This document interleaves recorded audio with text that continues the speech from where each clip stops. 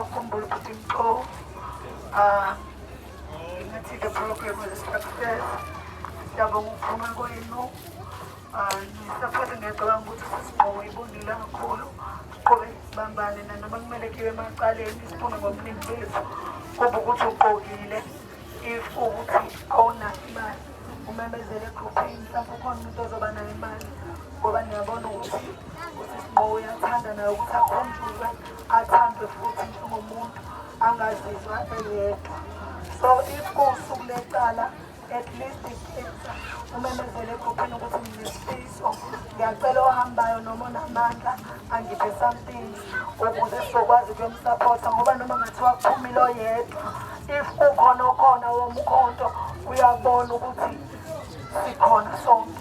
Okunye guys icala mqomo balokhu lidileya nje kanjena njalo liyahlehlisa.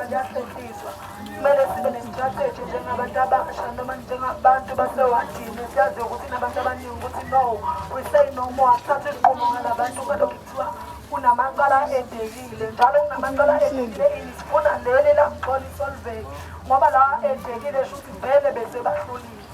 So guys ngokubambisana uJuna uphele kukhona into esiyenzile sihlangene eStowati awuphele uJuni kukhona into ebonakalayo ngaleli cala lamxola. If it takes ukuthi kumele sibhale i-memorandum to the High Court, we will ngoba siyafuna i-justice.